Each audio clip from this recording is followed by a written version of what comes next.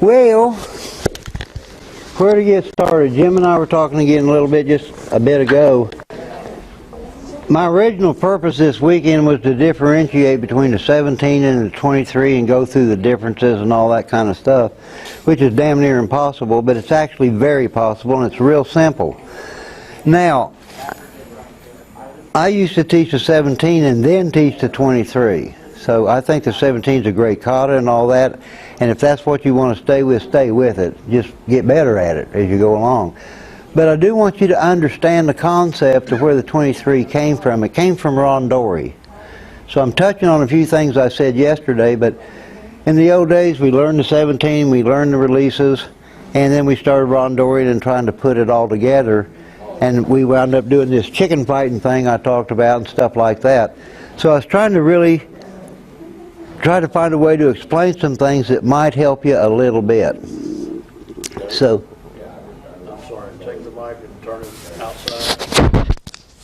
When it's on the inside of the glass, it'll be on the top. Turn it this way? Yeah, put it on that side. On this? Yeah. That way? Yeah. That's how I had it. You had it on the inside. You had it inside the Oh, gi. okay. Outside the gi. Okay, so, think back a minute. When you Randori, you don't Randori from my distance. You don't Randori out here. You do it first. We all did it, but you know, don't. I'm going to get you, but don't get me. So we were doing everything. Well, that reflects that when you start learning the releases and when you start learning the 17, everything's based on my. We spend a lot of hours learning to, we measure off where we start when we begin. So all the action begins at my. And getting into Dai-Ni, most of that kata is inside of my. Well, Randori is inside of my too. So, Courtney, can I use you? I haven't worked with Courtney in 30 years, so it's kind of special. So I'm going to do it static at first. So don't move. So we come in here, and then we come in here, roughly 45 degrees, give or take. But we step here, and then we step here. Then we step here and here, or however your footwork you do.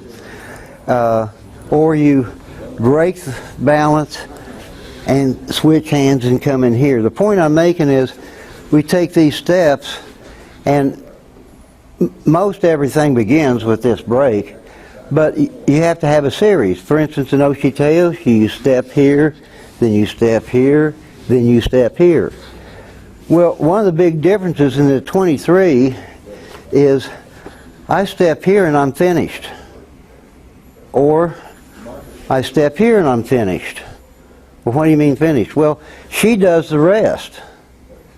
So let me switch partners just a minute. Come here, Chris. Thank you, Courtney. So in the 23, you step here. Now I'm finished, except in the 23, you never quit moving. In the 17, there's pauses here and there, but in the 23, you never quit moving. So if he attacks and I just keep moving, he's got to do something. He did. Or he's got to do something. He did. Or he's got to do something. He did. Sorry. So the point I'm making is, once you touch him, you just keep moving. It's uke driven. And you don't give a damn what technique comes up. It's going to be one of 23. And there's some secondary movements that we don't have in the 17 that came from Randori.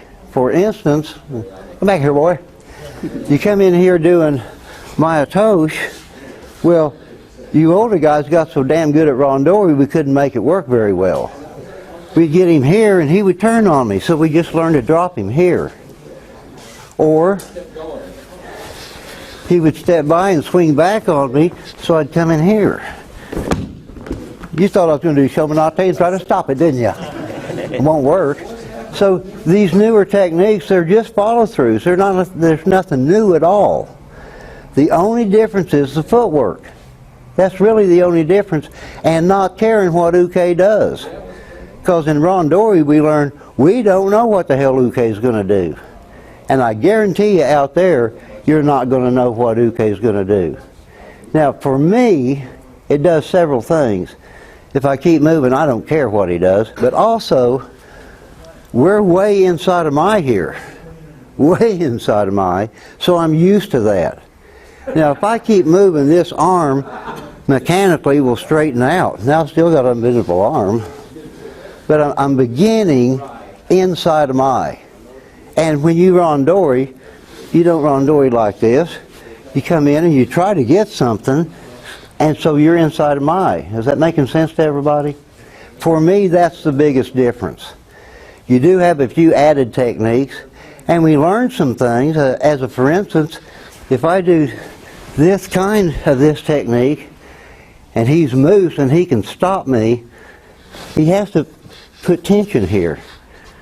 So I just say, he's too strong. So I just turn loose and come in here.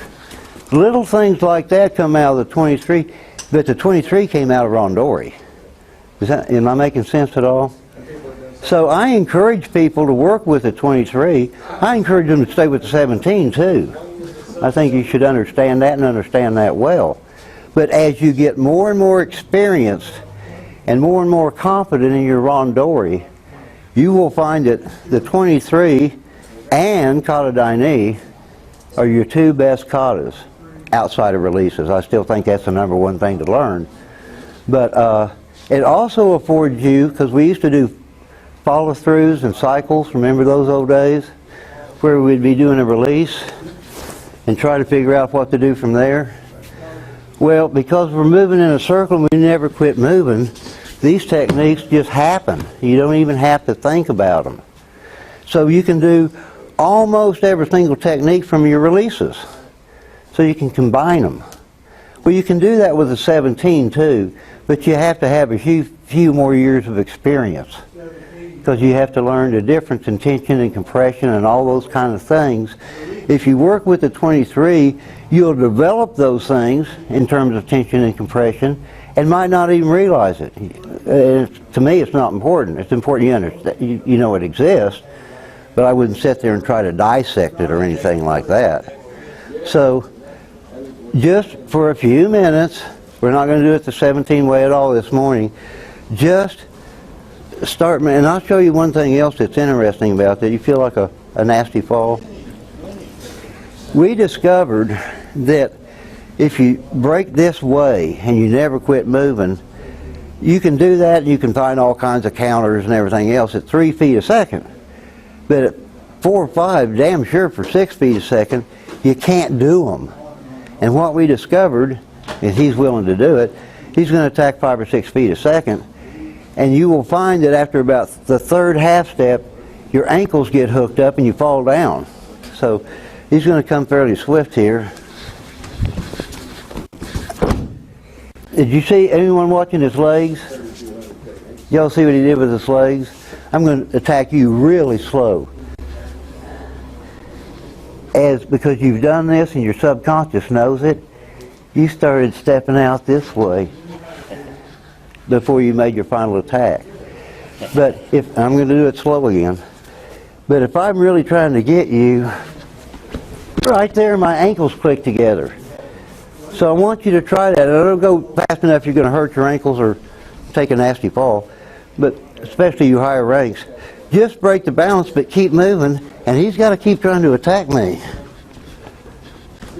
Well, he's not trying to attack me. He can't without falling down. Try that for just a couple of minutes. And I don't care if it's on the inside either. Same thing. Because his feet are going to click together in 3 or 4 half steps if he's going a little faster. And if he's really trying to get me. Now I'll uke one more time. Well, I'm watching him, but I'm not trying to get him. So I can walk around all day. Slower. But if I'm really trying to attack him, right there, I catch myself.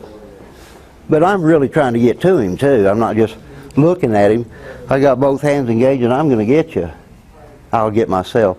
take a couple of minutes and play around with that and see what you think.